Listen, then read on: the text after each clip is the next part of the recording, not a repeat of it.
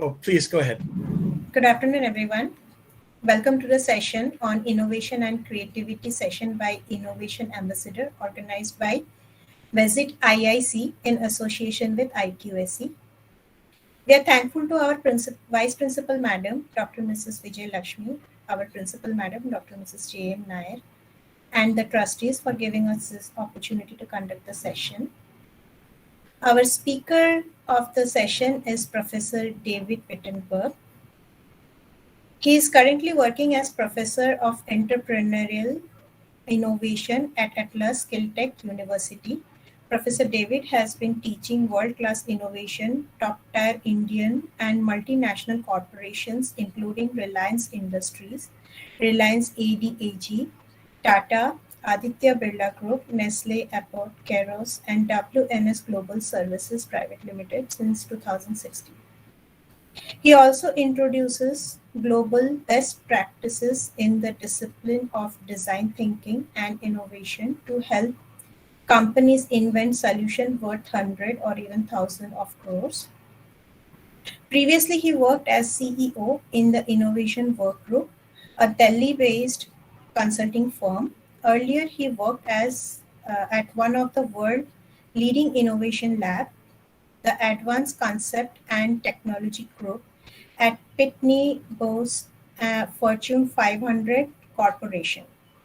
Professor David holds 2 patents, has written 6 books, and created 4 business solutions that each generated more than $1 million in revenue. Welcome, sir.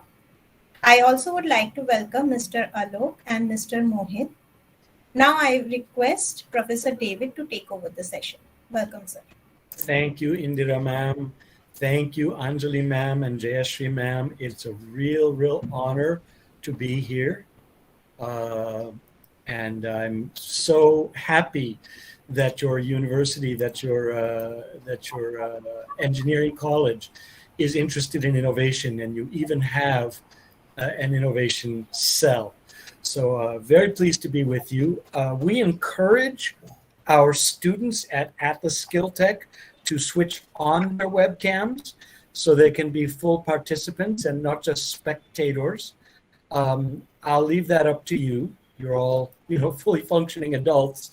And but I will say that this is not a lecture, okay? I'm going to do my best not to lecture to you, because I believe nobody learns anything by listening to a lecture. I'm hoping we can have some good discussions, and that you'll be not a listener only, but also a speaker. So having given you that, and I'll just tell you that I also believe learning should be fun. So I'm hoping we'll have some good fun together. All right. So we're going to talk about 2 subjects, creativity and innovation. They're related, but they're not the same thing. So we'll start with creativity, and I would love to get a lot of input from you. Since you're teaching students just as I do, you know them, you know how they think, you know their background, you know how they process information, and I'm hoping that you'll tell me what you have observed about your students and creativity. And then we'll talk together, and I'll give you some pointers that I've learned about how we as professors and teachers and instructors can encourage our students to be more creative. Then the last part of the hour, we'll talk about innovation. And again, it's different from creativity, but we should understand that difference, and we should understand what we as educators can do to teach that. So I hope you'll enjoy, and I hope you'll take part. Here we go. Okay. According to you, how well do creativity and engineering fit together?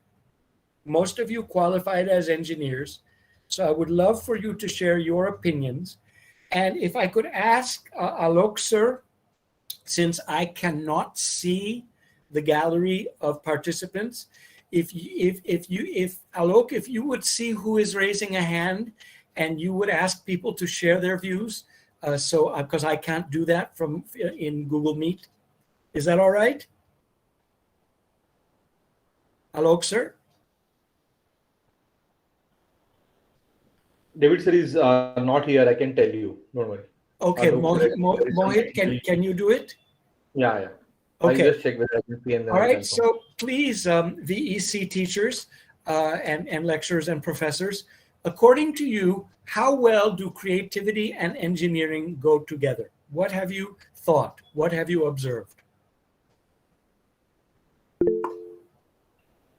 Mohit will give you the word to speak. Shlok Babushte has raised his hand, sir. So who wants to speak? Shlok, sir. Shlok Yes, Babushte. sir. What is your comment, Mr. Shlok? Thank you for giving me the chance to speak, Mr. David and Mr. Mohit. So what I wanted to say is creativity will play a huge part in the field of engineering where new innovations are required. So simply production engineering would not require too much creativity, but innovations in the field of engineering would require a lot of creativity or new ideas and new progress to happen in different fields. Okay. Who else has something to share? Professor Nagananda. Yes, sir. Please go ahead.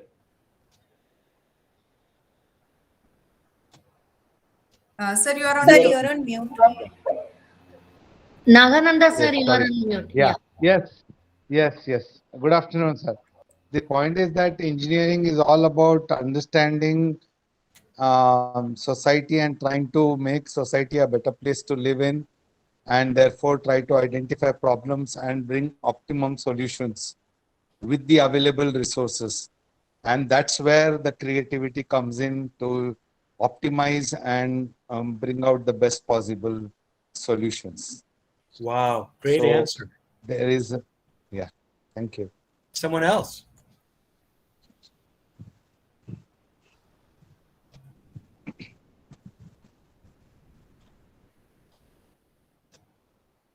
Anyone else have a comment?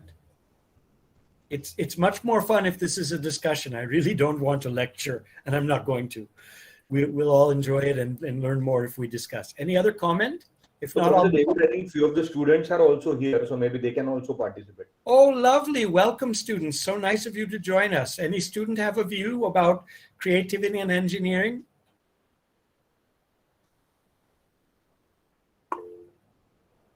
Yes, Varun, I was about to ask you only to speak. Please go on.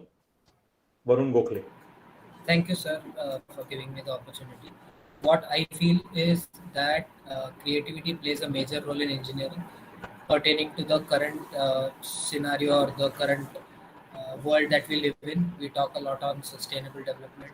We talk a lot on how to miniaturize things or how to efficiently put in engineering into workplaces. There is where creativity kicks in. Earlier, we had very complex systems where we had huge computers that were carried in containers and in aircrafts. And now, over the years, that same creativity has led to so much of shrinkage in size that you carry your computers in your pockets. So, I think creativity and engineering both go hand in hand. It cannot go that only engineering can create marvels. It needs some bit of creativity also to go along with it to create a marvel. Lovely. And Varun, you're an engineering student, am I right? Yes, sir. Which year are you in? Final year, sir. Fourth year. Okay, super.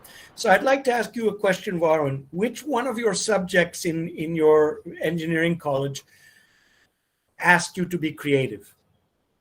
Which one of your subjects, papers, asked Sir, you I to... would probably say it would be embedded systems or, embedded systems. And robotics.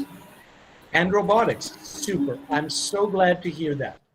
So let me guess your answer. I'm thinking that you professors are saying we should encourage creativity. Anybody feel strongly about that one way or the other? We should, we shouldn't?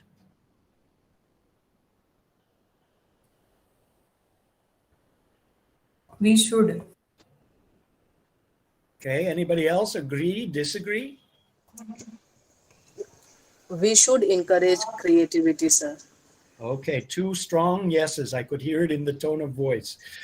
Anyone else have an opinion on this? Should we encourage our students? Yes, We should, because some 10 years, 20 years back, I had read an article on in the paper which talked about whole brain development, that is left brain and right brain. The right brain is the center of innovation, creativity, and imagination, and the left brain is all about this center for analytical, logical reasoning and all that. And being students of science, we tend to load the left brain, and the right part of the brain remains undeveloped. And in the future, all that the left brain can do, machines will be able to do. So if we have to survive in the market, our right brain has to be developed, and otherwise we will be finding ourselves equipped in a world which doesn't require us. Ouch. That's your name again, sir? Naga, huh? Yes, Okay, sir? Professor Naga. Thank you Yes. so much. I am very, very impressed that you are aware of this left brain, right brain dichotomy. In my observation, after living here in this country that I love for the last 14 years and visiting a lot of mostly business schools, but some engineering schools as well, I would have to say that traditionally we have not encouraged creativity. Okay, traditionally, Yes, sir. we have not. And I'm so glad that Warren could point to one subject where he felt that he was, two subjects, embedded systems and robotics, where he was encouraged to be creative. So this gives me hope, because I strongly believe, just as Naga sir was saying, that creativity is vital for success in the world of the 21st century. So now that we've said it's a good goal, let's do a nice interactive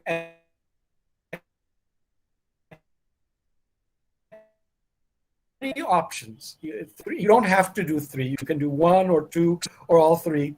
But I would appreciate it if every one of you would use your browser and go to that URL, menti.com, and just quickly, if you would, please answer the question, what stops people? What stops people from thinking creatively? Okay, I'm going to stop sharing now. Do you understand the assignment? Go to that page and enter the thing that stops people from thinking creatively. All right, and I'm going to go to Menti and get ready to display your results. Okay, so I will do that now. Okay.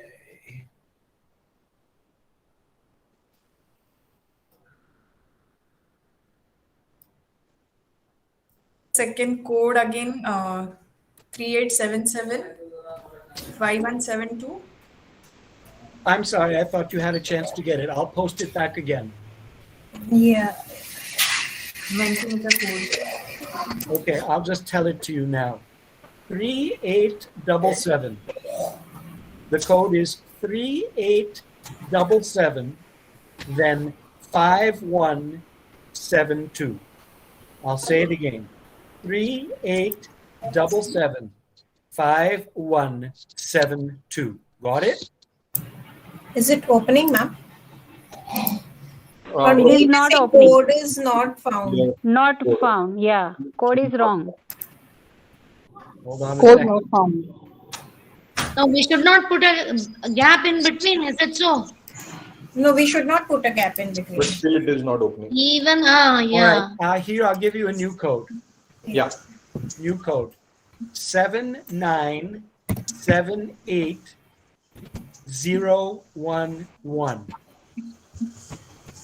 But Zero. I got some responses from some people. The new one is working, sir. Okay, I don't know why it changed. It's working. It's working. All right, great. I set it up and it was all set, but I got some answers, but okay. Good.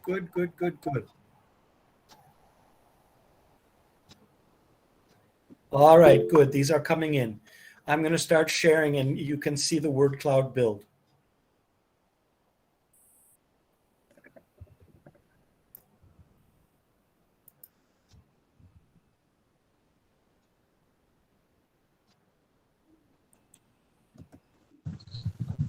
No, it's not that. It's going to be a tab. There we go. Oh, good. Yeah, the cloud is growing. Yeah. Okay.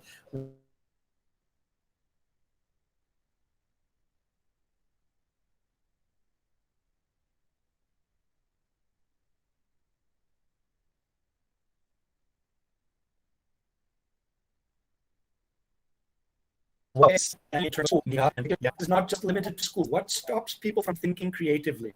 I love the answers we're getting.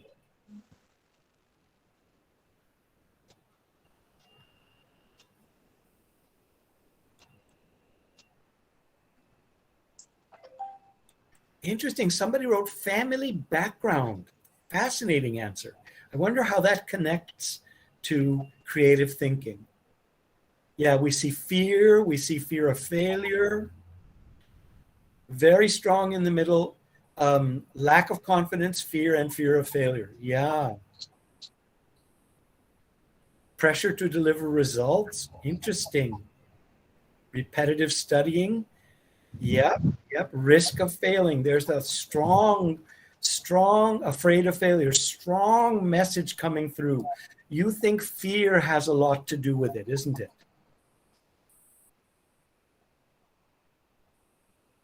Yeah.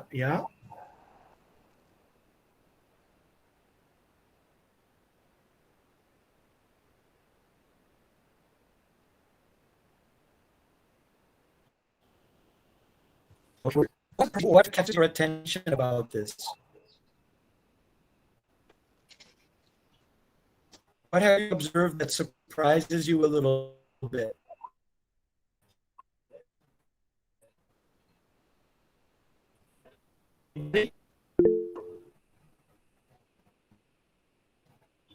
Mohit, please have somebody tell me who's sharing. Oh, Shlok, please tell us some more. I loved your comment earlier. Thank you so much, sir. I think I was surprised by the family background answer. I mean, I didn't get that in what was behind. Okay, maybe if somebody wants to share, you may. I also see family constraint. Anybody want to talk about why you put that there? We don't want to put you on the spot. If you wish to share, you may. It's not required. No issues. All right. Any other comments? Go ahead. So I personally feel that family background does matter, because how conservative or how orthodox or how open or how acceptable the family is to change, and the diversity and rigidness in thinking, mindset, these are all, I'm not saying that traditions and customs and religion is all, sometimes it becomes a binding force. Well, there are certainly cultural differences in family and as in families. And we said just a minute ago that the traditional way of educating in India did not encourage creativity. It specifically did not. And I see that it's still persisting in a number of institutions. All right. I'm going to stop sharing this now and go back to my ideas, and I'll share with you what I've observed about this issue. So go to share a window and share my PowerPoint again. Where is it? There it is. Okay. So have you ever been among a group of 5-year-olds? If you walk into a classroom of 5-year-olds and you say, "Can you paint?" you'll get exactly the reaction on the screen.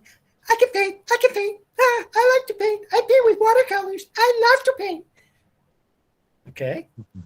Am I right or am I wrong? Right, sir.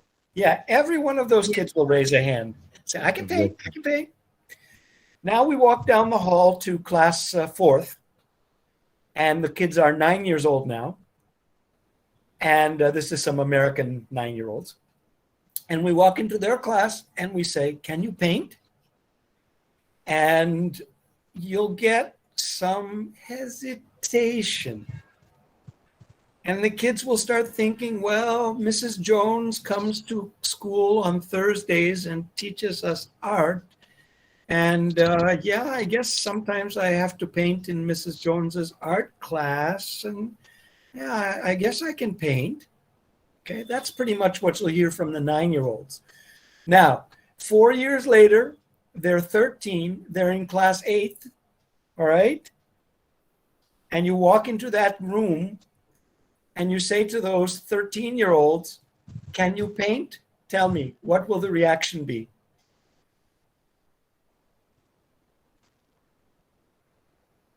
They will not bother also to answer the question. In India, they'll sit there very quietly. You're so right, ma'am. And in America, they'll do this. Don't look at me. Don't ask me. I can't paint. Don't embarrass me in front of everybody. They're not as polite as Indian students. Yeah. You ask them, can you paint? No hands will go up. Or maybe one hand will go up. That's the young girl whose mother has been sending her for painting lessons for the past 3 or 4 years. And her works are being displayed in juried competitions. And sometimes she wins a prize. She'll say, I can paint. And all the other students will say, I can't paint. So the question to you is, and I'm going to ask you to pay really, really careful attention to my words. I have a little mantra I share with my students. It goes like this. Har ek shabd zaruri hota hai. Okay, because you're going to think I'm asking something else, but I'm not. I'm not asking why don't they paint? Because you could answer that. You know why they don't paint. And I'm not going to ask you why won't they paint? Because you might have a reason for saying they won't paint. But I'm going to ask you something different. Okay? At 5 years old, they said, I can paint. And at 13 years old, they said, I can't paint. Okay? I can't paint. So I'm not asking you why they don't paint and why they won't paint. I'm asking you what made them lose their ability.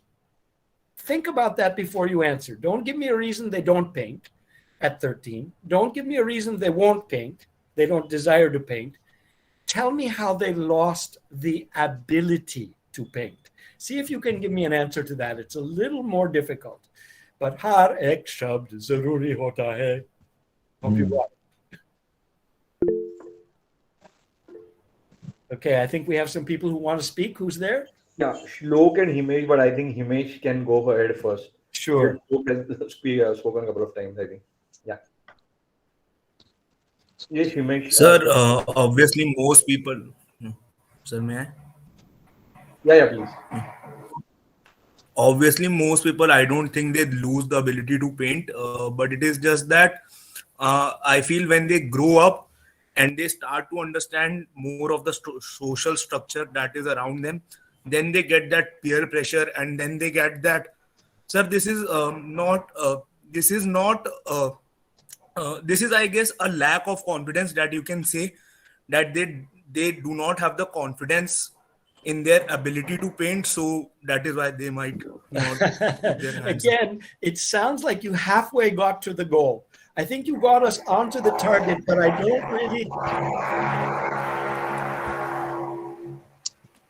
I don't think you quite hit the bullseye, because you got a little close to it. But remember, they told you that they can't paint. So they said, I can paint, and then they said, I can't. So they really lost the ability. Okay? I know it doesn't seem like it, but see if but you got very close. I like that answer a lot. Somebody else. Yeah. Kaustubh Salve. Please go ahead. Sir, I think when they were 5-year-old, they didn't know that what a good painting or bad painting is. So whatever they do, they get encouragement from their parents, and they think that, yes, their painting is very good. But as they grow up, they look around, they see very beautiful painting, they learn about art history and different things. And when they compare that with what they are painting. They guess that they are not good painters. Therefore, they cannot paint. And your name? Kaustubh. Kaustubh. Okay, Kaustubh thank Sardar. you. Thank you so much. That is a brilliant comment. Of course, you're giving Indian students, a great young children, a great deal of credit that they're very mature art critics. And I hope you're right, that they're really very discriminating judges of good and bad painting. I'm not sure if that's true, but I get where you're coming from. One more comment? Yeah, Kea and then Shlok, David sir. Okay, Shlok, I'm going to ask you to take a pass. Let's hear what KR says. Hello, sir. I guess it is not like if they say that they lost the ability to paint. So I really feel that it is like one is they're afraid of being judged by others. That whatever they paint and somebody think about their thinking or their personality from that painting, maybe. And another reason they just may want to make an excuse to do the other stuff.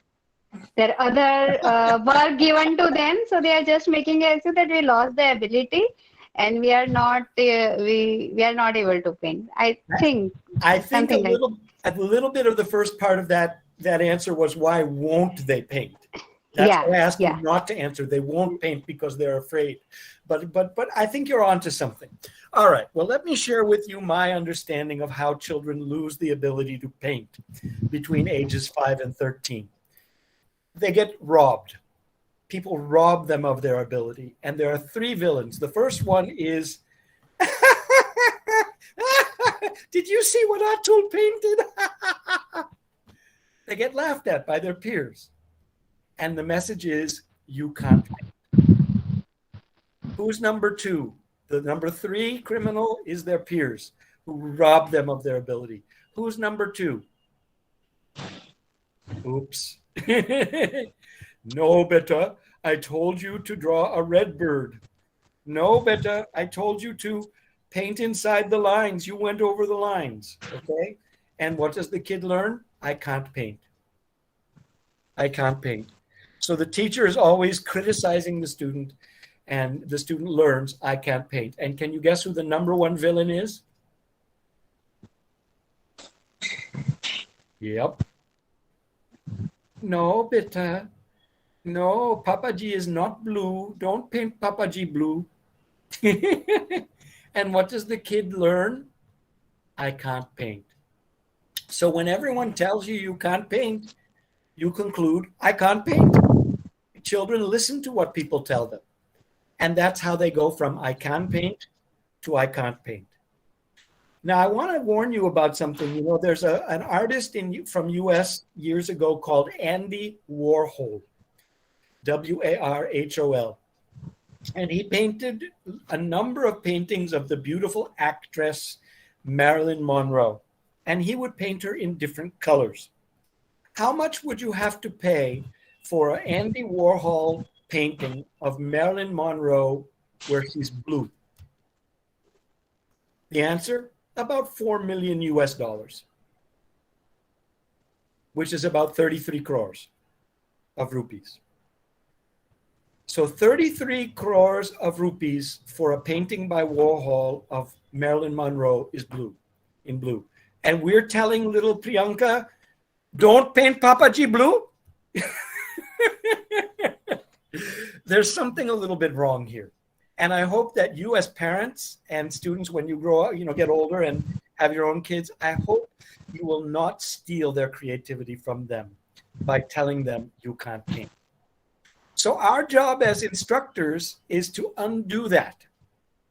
Undo all of those negative messages that they've gotten in childhood and adolescence and even in adulthood, saying, I don't want your ideas. Your ideas are no good. Or as you know, in education, it's just do it the way I told you. If you try to do it some other way, 0 marks for you. If you come up with a different way of approaching the problem, 0 marks for you. We talk about encouraging creativity, but the sad truth is a lot of our education actually discourages it, actively discourages it. So that if you do anything other then exactly what I told you. If you write any words other than the exact words in the textbook, you get 0 marks. So you learn very early in your schooling, don't be creative. Don't do anything different from the way the teacher does it. You can be a top. I like to joke, in an Indian school, you can be a topper if you're one of 2 kinds of animals. Do you know the 2 kinds of animals that get to be a topper? I'm a parrot. I remember everything the teacher said. I write it on the exam. I'm a topper. Just be a parrot. Just mug up, as you say, just memorize. I don't have to be creative. I just have to have a good memory. And what's the other one? I'm a monkey. Monkey see, monkey do. Just follow, just learn the steps that the teacher showed me and do them exactly, just like a good monkey, and I'll get perfect marks. So we have and by the way, listening and repeating exactly is a decent skill. Remembering is a very good skill.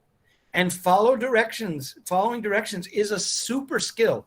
God forbid I should need open heart surgery and I have to go to AIMS in Mumbai or in Delhi.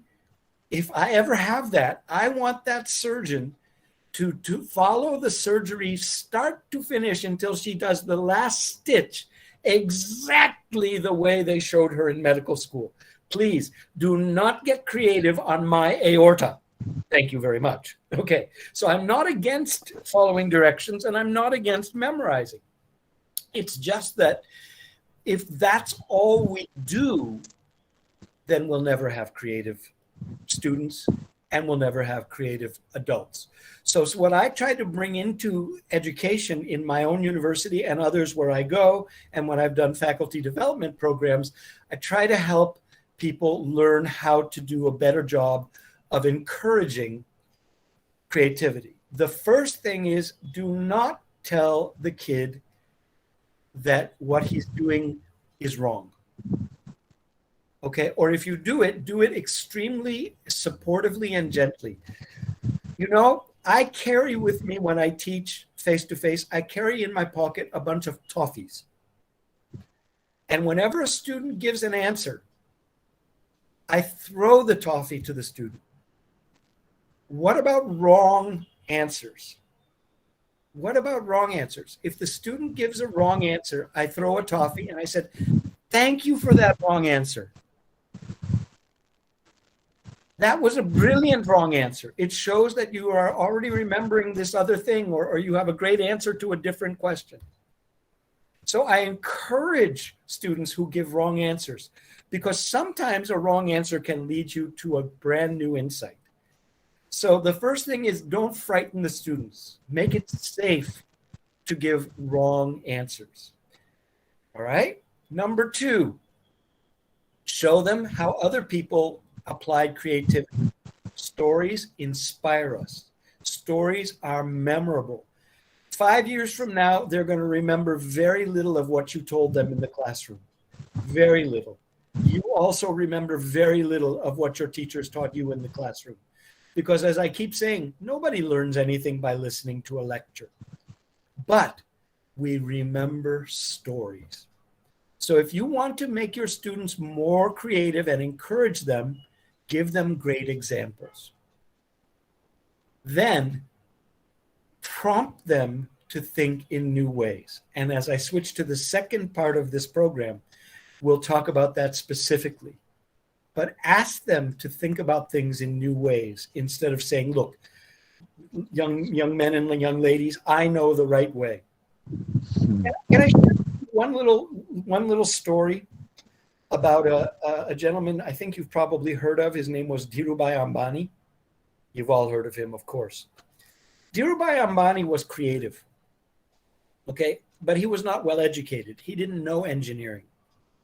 So when he decided to build the world's largest refinery, and everybody knows where that is, right? Jamnagar. Okay, he had to call experts to build it for him. And the experts asked him a question. See, here I'm telling you a story that you'll remember. And they said, Mr. Ambani, we are so honored that you have chosen us to advise you, and we're really happy you're paying us a large amount of money.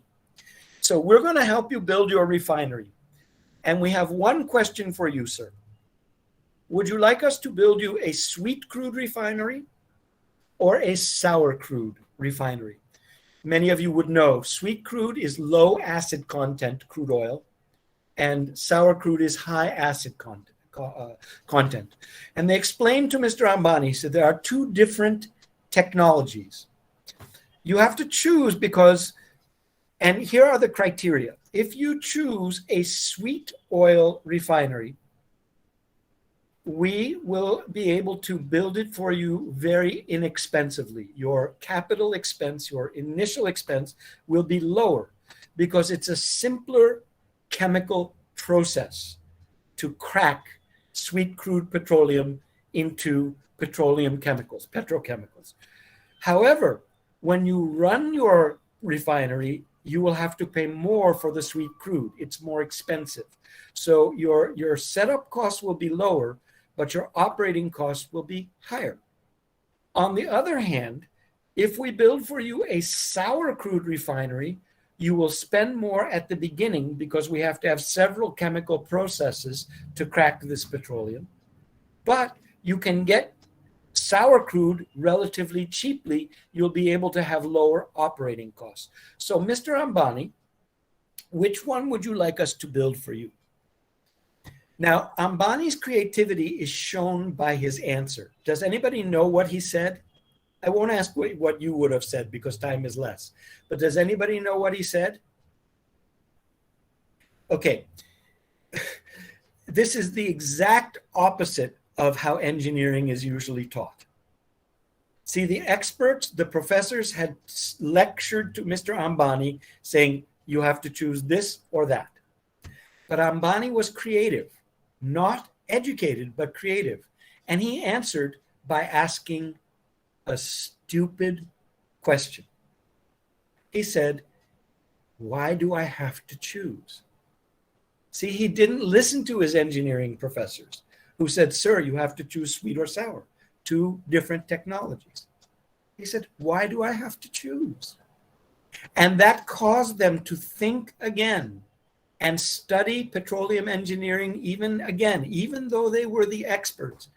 And today, the refinery at Jamnagar can refine 168 different grades of crude, from very sour to very sweet. So encourage your students to be questioners. Encourage your students to doubt.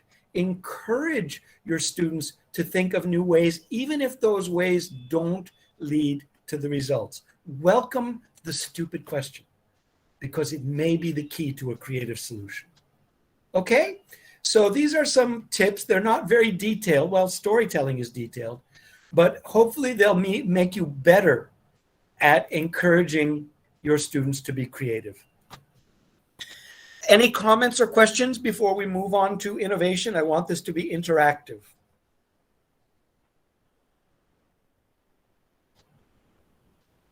Okay. Oh, somebody wants to say something. Mohit, who is it? Yeah, Shlok is here. Shlok, go ahead. Yes. So, sir, I wanted to ask is, how do we convey this to students that, throughout their life, for all these years, they've been told, okay, being creative is not that useful in today's life. How do we suddenly break through that shell and, encourage them to, be creative right now before you finish your college and go on into the world? Lovely question, Shlok, sir. Lovely question. Again, I think it starts with these three things. They won't believe you at first. When I teach innovation, I have another mantra. This one is not sung, it's only said. But my mantra is this for innovators, especially in brainstorming and creativity. The danger is not bad ideas. That's the first half. Let me repeat it. The danger is not bad ideas. The danger is safe ideas. So you have a big challenge because all their life, the students have been afraid of wrong ideas. If they don't know the question, if the question is unfamiliar to them, they're silent. They're afraid to risk speaking up in class because their history says, teacher will make fun of me. Fellow students will make fun of me. Parents will be unhappy with me if I give a wrong answer. So your job as an instructor is to create that safe environment. And as I say, I literally reward wrong answers. And that shocks my students. And then I ask them, why do I reward wrong answers? They say, because we made an effort. I said, good. Because we agreed to participate. I said, good, that's all good. Okay. And then I tell them the real deep reason. The real deep reason why I reward wrong answers is because that's how we learn. Think back. As I just told you, you don't remember anything your professors and your teachers told you in school. You don't remember any of the right answers you ever gave. You can't tell me one test you took in class 4th or class 10th or on even in university. You can't tell me one exam paper question that you answered correctly. You don't remember them. But you still remember that time in class 3rd when you raised your hand and you gave the wrong answer. And the teacher said, no, but that's wrong. You'll never forget that. You still remember the embarrassment. You still remember the blood running to your cheeks. Now, that's a negative memory, but it's the same process will work in your students today. Encourage them and give them permission and safety to give wrong answers. Reward them for wrong answers. That nothing in your teaching training ever told you that, but I'm telling you that. Let your students feel comfortable with exploration, with trial, and then you will help them. And then tell them the stories of successful people who thought creatively and inspire them. And then we'll talk about more when we talk about innovation. Okay, I don't want to run out of time. So we've talked about creativity. Now let's get your ideas about the difference between creativity and innovation.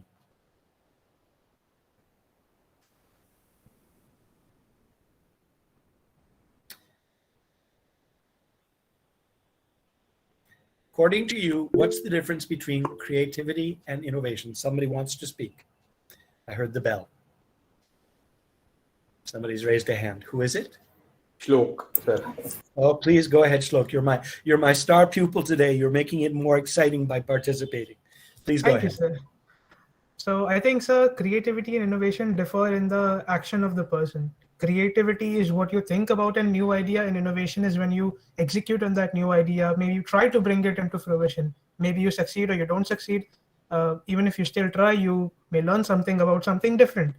So creativity is just thinking about it. Innovation is thinking about it and trying to execute it. Wow, I think that's a brilliant answer. Someone else want to share? What are your thoughts? The difference between creativity and innovation? Yes, Kaustubh.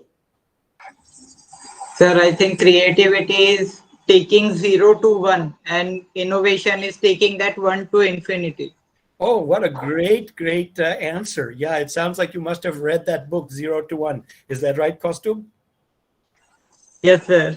All right, good for you. You see, you remember what you learn on your own. You don't remember what the professor lectures to you.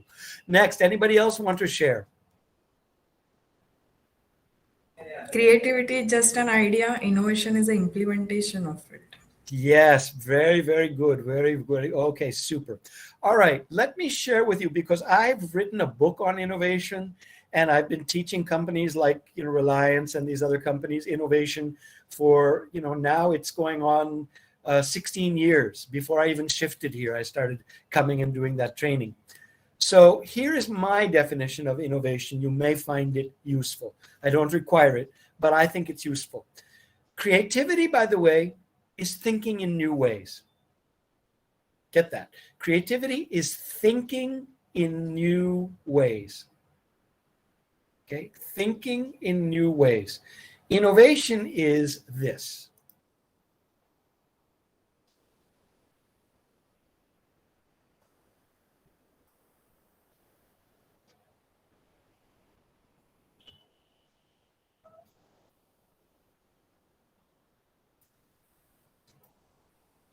Okay?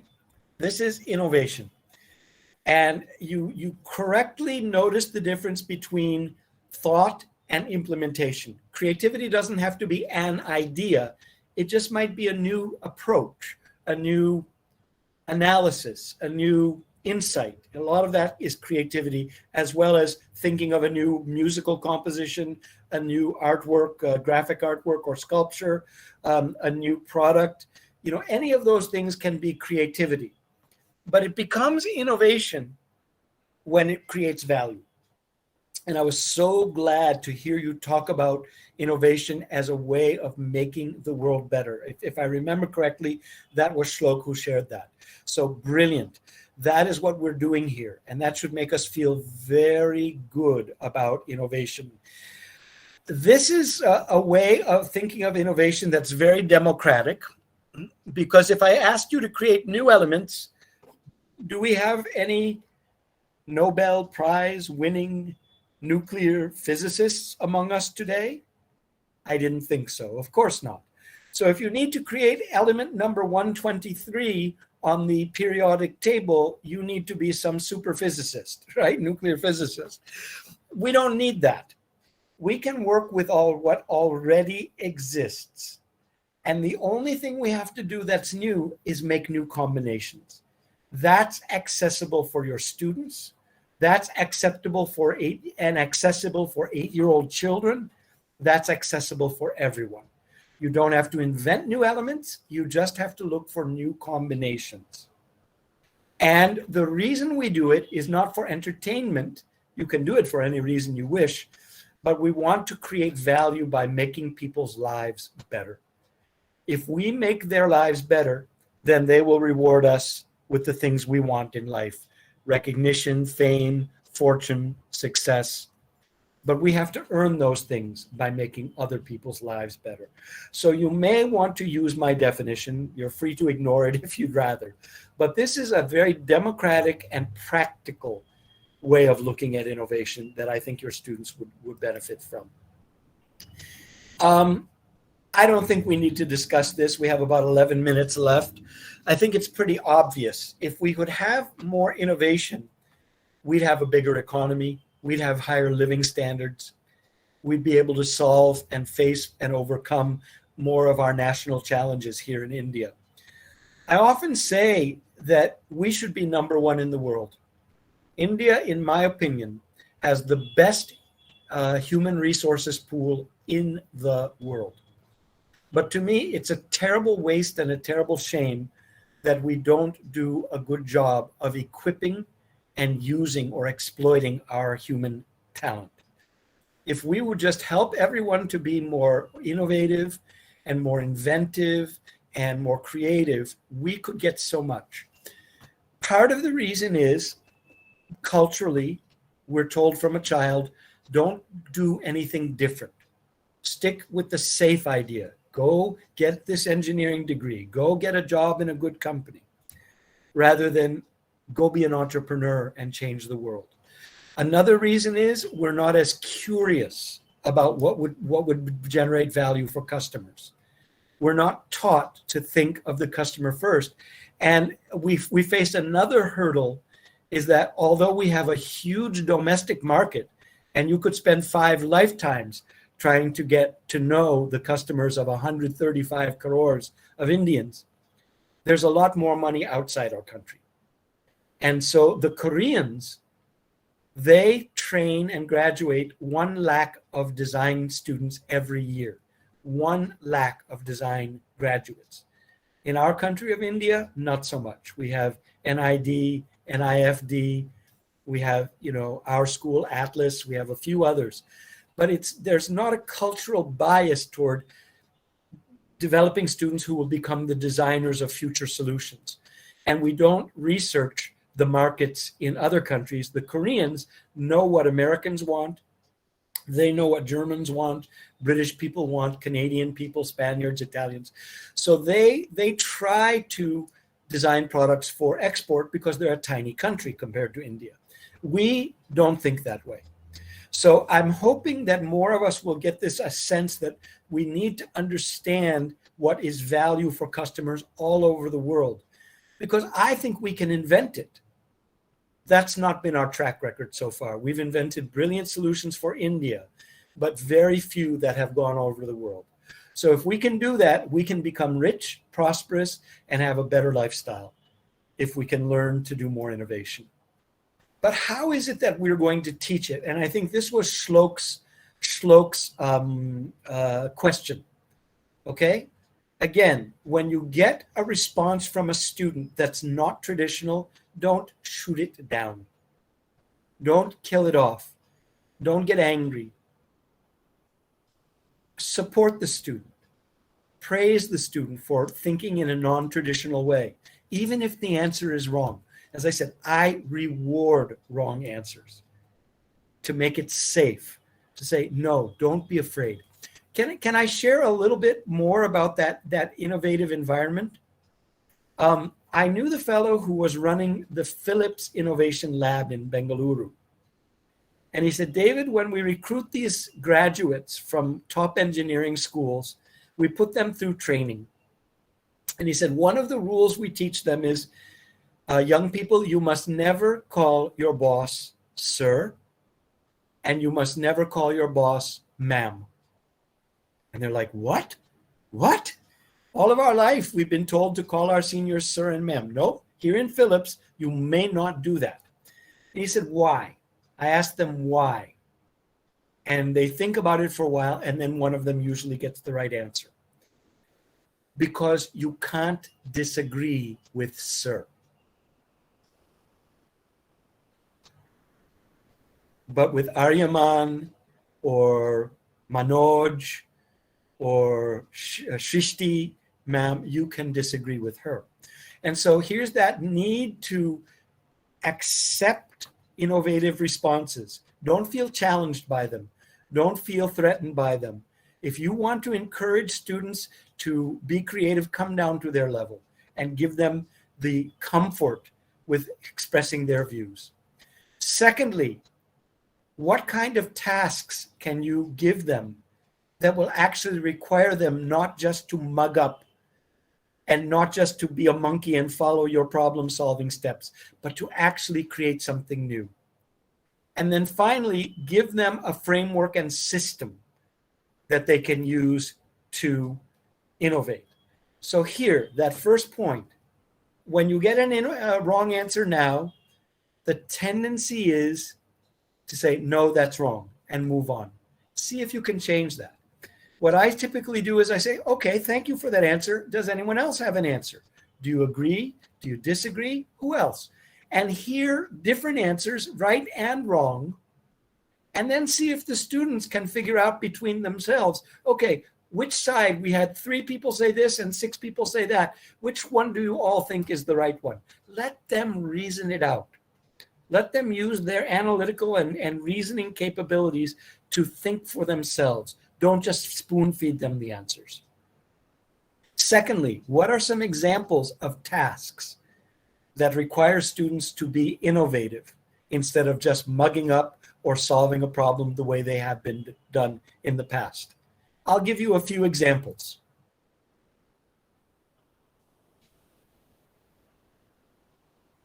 Okay?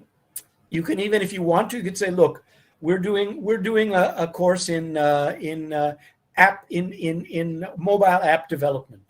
So imagine 3 mobile apps that would make breakfast time more fun, and we would feel that we spent our time well. Okay, use the imagination. How about instead of solve the equation for the right thing, how about look at it and analyze it and figure out the flaws? I hope maybe you give that kind of question. That requires a little bit more of an innovative approach. My students, if you tell them a rule to apply to a situation and you give them that problem, they can, if it looks like the problem they've had in the class session, they can do it. But if you give them an unfamiliar problem and you don't tell them which principle to apply, they're lost. They're lost. It means they haven't really internalized the principle. They don't know where to apply it. They know the principle, but they have no idea in where to apply it. And I tell them, in the real world, In the real world, the problems are not going to be like the textbook. You need to be able to look at it creatively, look at it innovatively, and figure out which principle applies. Nobody has a textbook with answers. You have to do that. How about this one? Imagine what you will do when you get into your job. Imagine, write a story about an engineer who faced a problem and solved it. Just something that requires to use imagination and to create something. That's the innovation part. And does everyone know what a Rube Goldberg invention is? Do you know it or you do not know it? Let me just explain it since time is less. Back about 100 years ago, there was a cartoonist in US called Rube Goldberg. And he would imagine the most fantastical machines or systems for getting a thing done, like moving the fork with the food from the plate to the mouth. Okay, and it would start with a bird pecking to get some food, and that would trip a lever, and that would drop a ball, and the ball would roll down and go through a slot. I think now you know what I'm talking about. It was just a totally convoluted, series of chain reactions that eventually the rope, the string would pull up and the fork would come to the mouth. Just talk about a crazy way to get something done. If you give your students a fun assignment like that, they will start innovating. They will start thinking of new ways. And you'd be surprised, even such a wasteful, nonsensical assignment can lead to amazing, innovative insights. And finally, if you don't know design thinking already, I strongly recommend that you learn it if you are responsible for teaching students to innovate. This is what I teach corporations like Reliance and the others that were mentioned. And there's such a difference between what people think is innovation and what actually is. There's such a difference between the way most corporations do it. Most corporations just begin at stage 3. They say, who has an idea? Who has an idea? They don't, as I said earlier, they don't get to know the customers, whether that's customers in Australia or South Africa or Saudi Arabia, or whether that's customers in Mumbai, in Bengaluru, in Delhi, in Kolkata. It doesn't matter. They don't do the empathizing and they don't do the defining. So if you're teaching engineers, teach them to go into the human side and teach them this process. Okay? Who would like to share, or maybe you can just write in chat. We've used up the full hour. I'm willing to stay a little longer. But who would just like to write in chat? I would appreciate it if you'd all do it. I'll stop sharing. What was the big thing you learned today that's new to you? Because if I hope I've delivered something of value, and I hope we had a little bit of fun together.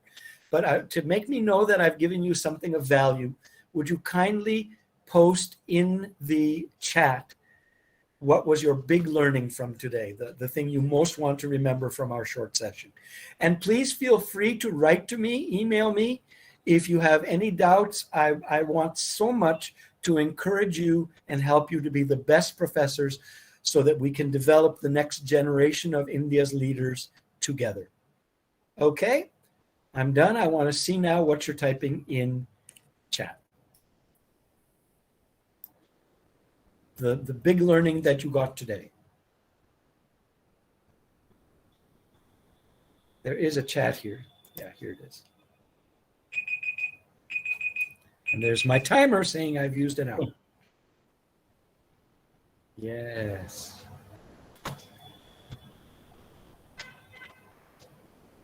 Okay, 3 people have typed. What did you learn in that short session? What's going to be useful to you?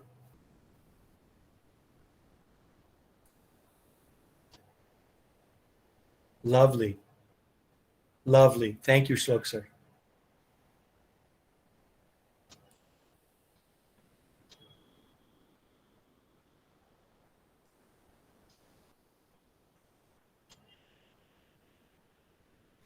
Okay, other people are leaving without typing. That's okay. All right, back over to you, Anjali ma'am. Yes, sir. So thank you very much for such a wonderful session. It was really nice. Yeah, Indira, we can proceed. So this is just a short, small token of appreciation from our side. Please accept our token of appreciation. Thank you. Thank you very much. Thank you, sir. Thank you for your motivating, enlightening, and sharing us about the challenges and need for innovation and creativity. I hope all those who have gathered here for the session has been benefited, and I think you have provided them with the way to channelize towards the innovation and creativity. Thank you everybody for your active participation. I would request all the participants to fill the feedback form. Yeah. Gaurav, please put link of feedback form in the chat box. Thank you, Mohit sir. Yes, ma'am. Thank you, ma'am. Thank you, Mohit sir. And thank you, Alok sir. Yes, yes, I'll convey because he had just lost the connection, so he could not join back. Okay. Yeah. So, I mean, I'm sure David sir is looking at all the feedback he's getting. Yes. Yeah, Thank we you. would, thanks a lot, all of you, all the faculties. We would like to conduct such more sessions and even such sessions for the students of engineering as well. Like few of the students were already here, especially the final year students who need guidance as to how do they move forward. So David sir also conducts a session in terms of design thinking. And in fact, innovation can be one of the sessions for them as well. So ma'am, please let us know if we can do some such kind of sessions for the engineering students as well. We would be more than happy to do it. Yes, sir. Yes, sir. Sure. And We will also looking forward for more such a kind Sure. of interesting sessions. Definitely, they will benefit our students. Definitely, ma'am. And as I said to you earlier, we would like to personally visit your campus to see the innovative labs. Those you have. Sure, ma'am. We are over just here. waiting for things to be like okay, things to normalize, and I am sure that will happen ultimately. Yeah, soon it will a matter happen. of few days, and then definitely we are going to invite you, and then you can come down, ma'am. And Professor Yes. David will also be here that time, and then we can meet and probably in like person we can have one session. Yes, sir. Yes, sir. Yeah. Thank you very much. Thanks a lot. आपका स्वागत है हमारे बीच में. Perfect, sir. आपका स्वागत है. Yes. Thanks, Anjali ma'am. Thanks everybody. I think we can Bye, take everyone. Yeah, we all can leave. But I request all the participants to fill feedback form before leaving. Feedback form is there in the chat box. Okay. Okay, ma'am. Thanks. Thanks, sir. Once again. Bye.